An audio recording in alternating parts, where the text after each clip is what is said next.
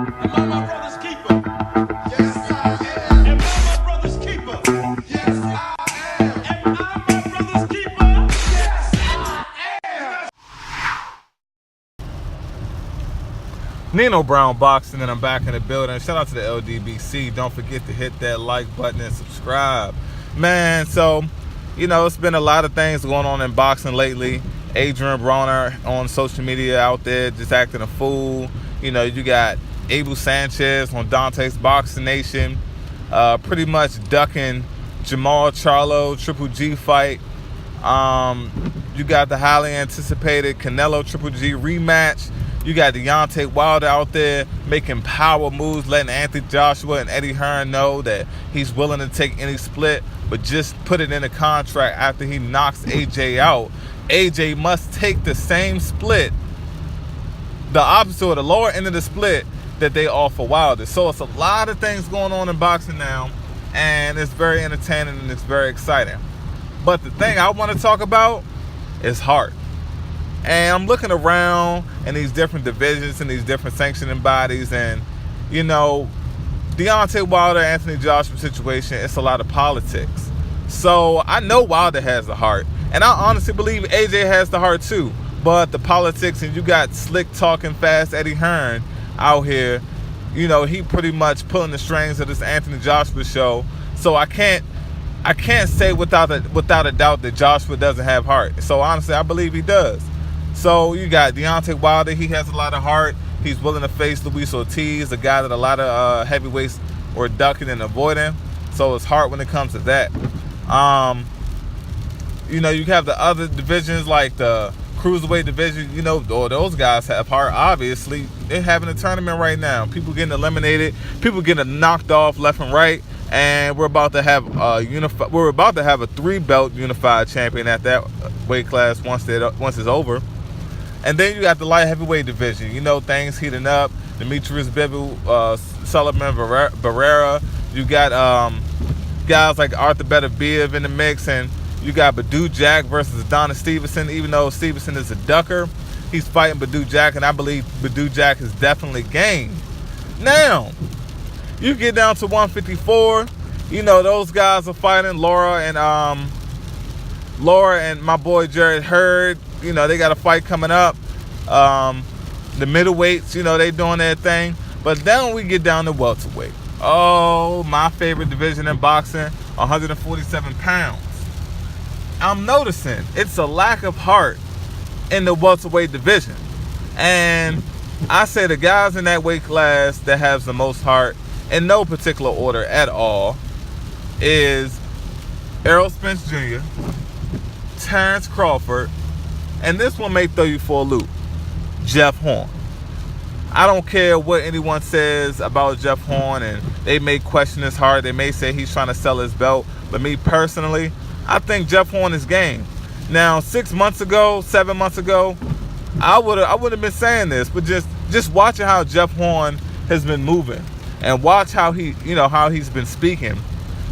He doesn't seem like he has any fear. I look at it like this: Jeff Horn has so much heart because I truly believe that he didn't think he would be here. I'm sure that he knows that he has a lot of doubters that didn't think he would make it to this point. So anything extra from this point on for Jeff Horn, it's bonus. It's bonus round for him.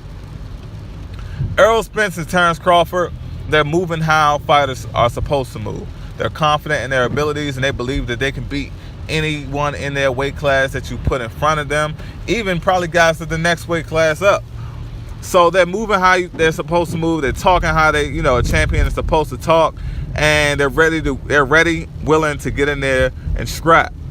But you have guys in the division like Keith one-time Thurman. You got guys like Manny Pacquiao. You got guys like Shawn Porter. They're lacking in the heart department.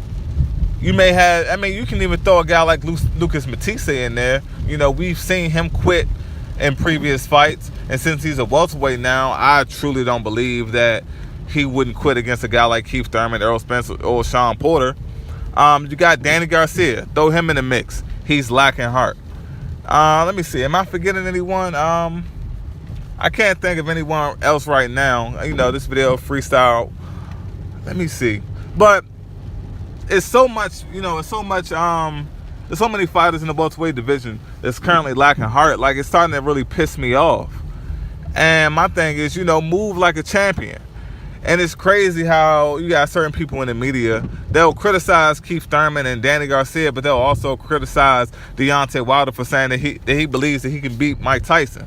I'm like, man, you can't have it both ways. You know, you want these guys to conduct themselves like warriors. You want them to be fearless. You want them to have a certain level of confidence in themselves. But at the same time, hey, if you're speaking of a legend, you know, downplay your abilities, downplay your confidence. No, you need to have heart all across the board. If you're talking about the fighters of the past, the current fighters, or the fighters of the future. If you believe you're the best, you conduct yourself like you're the best. And if you don't, then you need to get out of the sport, because you're going to put yourself in harm's way. So you got guys like Shawn Porter. I say Shawn Porter is lacking heart because the way that he's conducting himself with Earl Spence Jr. Even the way Shawn Porter is conducting himself with Danny Garcia. It's like he's not sitting back there calling him out. Now, granted, I get it. Garcia doesn't have a belt. Garcia is coming off of a loss. So the chances of Danny Garcia accepting a fight with Shawn Porter is slim. But you don't have Shawn Porter making it known that he'll dominate Danny Garcia right now if it's, you know, he's stalling himself out. And then you got guys like Amir Khan as well. Yeah, that's the other name I meant to say. Amir Khan. You know, you got guys like Amir Khan. He's ducking and dodging Kell Brook. He's not trying to fight any of the top welterweights. He's not calling out Keith Thurman. He's not calling out Earl Spence. He damn sure not calling out Terence Crawford. He's not calling out any of those top guys of the division shit. He's not calling out Shawn Porter either. So it's like, I don't know, man. The lack of heart is really pissing me off. It has me very frustrated with boxing now. And, you know, I'm a huge PBC supporter, but the way all of this stuff is going, it's like, it seems like the culture of ducking is being accepted. And to me, it's something that should never be accepted in the sport of boxing. This is something that it shouldn't have to go on. At some point, we need these guys in these power positions to start either pushing these guys to have heart or pushing them out of the sport. Now, let me get back to Shawn Porter. I've made plenty of videos about Shawn Porter and what my issues are when it comes to the Porters in boxing. Do I like these guys as men? Yes, I respect them as men. I respect the father-son relationship. That dynamic is beautiful. But the way that they're conducting themselves when it comes to fighting opponents like Errol Spence or Terence Crawford, they don't want any parts of it. A couple of weeks ago, Shawn Porter gave that BS excuse talking about he's no longer ranked in the IBF. Well, damn, Shawn. Guess what? Last time I checked, if you're a champion for a different sanctioning body, you're not ranked. After Lamont Peterson captured that WBA regular title, technically it's not an actual world championship, but according to the rule book, it's a championship. And he wasn't, Lamont Peterson was no longer ranked by the IBF. He vacated, put himself in a position, and he got the fight. Shawn Porter, if you want that fight with Earl Spence, if you want to go beat the man that beat you, if you want to go and get your title back, if you want that, if you want to prove to the world, put your heart and your warrior spirit out in the boxing community, out in this boxing environment, to show everyone that you have a heart of a lion, and you're this ferocious warrior that everyone thinks you are. Say you want your belt back. Go get your belt. Like, you're not even talking about it. You're not talking about undisputed. It would be one thing. You say, man, I want all the belts. Shawn Porter's not even saying that at all. He's only saying, I want Keith Thurman. Like, I truly believe if Keith Thurman didn't have that WBC title, he would still be only calling out Keith Thurman at this point. If Earl Spence was unified and he had the WBC and the IBF, Shawn Porter would still only be calling out Keith Thurman. Now, Danny Garcia.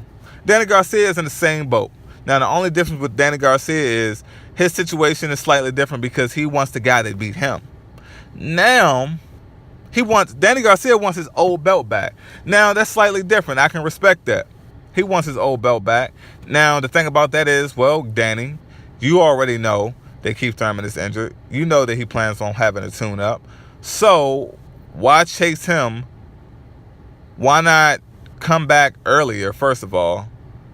If you're serious about this whole boxing thing, come back earlier, get your tune-up. It was plenty of time left in 2017. You could have got your tune-up, and you could have been fighting Errol Spence instead of Lamont Peterson fighting him. Or you could have took a fight, even after the Lamont Peterson-Errol Spence fight was finalized, you could have took a quick 10-round tune-up in early December when the Errol Spence-Lamont Peterson fight was already announced. Come back around and come full circle and then fight Errol Spence in this upcoming June. But no, you didn't want that either. So, 2 guys off the board, no heart. Shawn Porter, no heart. Danny Garcia, no heart. Now you come across the legend Manny Pacquiao. Man, Manny Pacquiao, it's been talked about later on this year, him fighting Lomachenko. Now, you know, I can see both sides when it comes to this situation. Manny Pacquiao came up a number of weight classes. Whatever you think, whatever type of assistance he had from modern medicine and technology, whatever. At the end of the day, Manny Pacquiao came up from a weight class lower than Lomachenko, and from my eye test, they're pretty much close to the same damn size.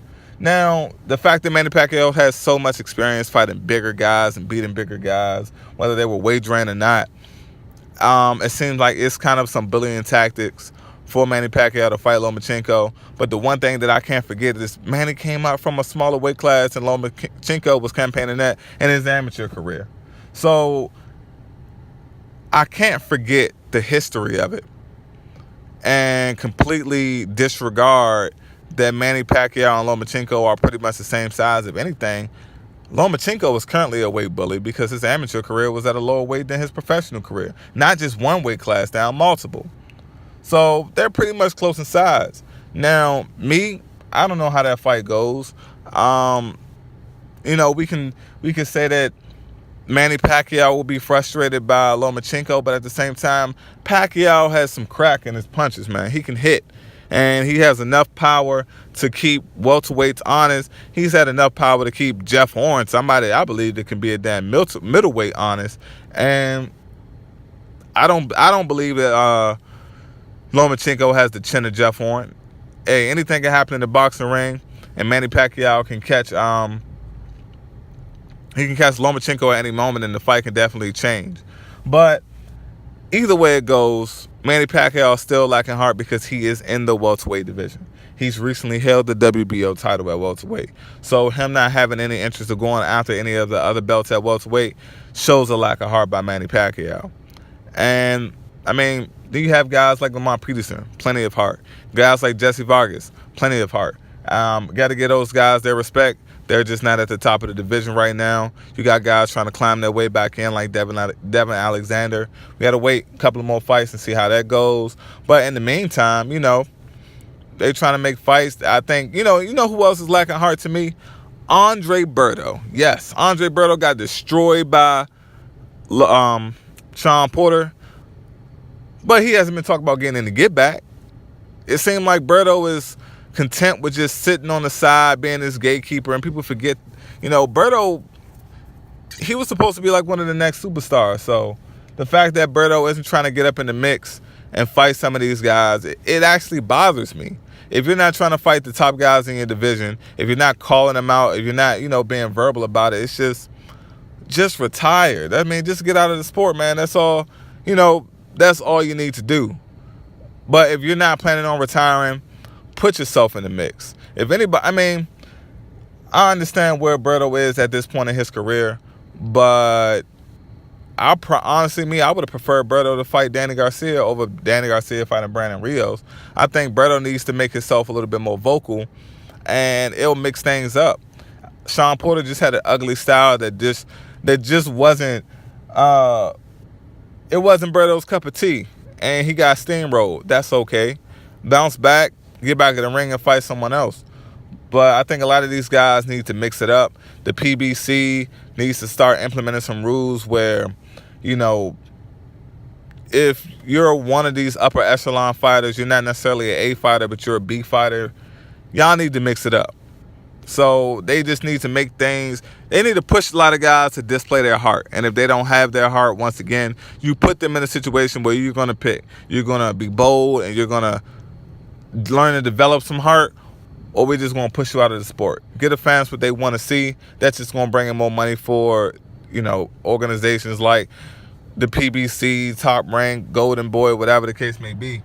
But yeah, that's just my take on it. This is Nino Brown Boxing. Shout out to the LDBC. Don't forget to hit that like button and subscribe. Peace.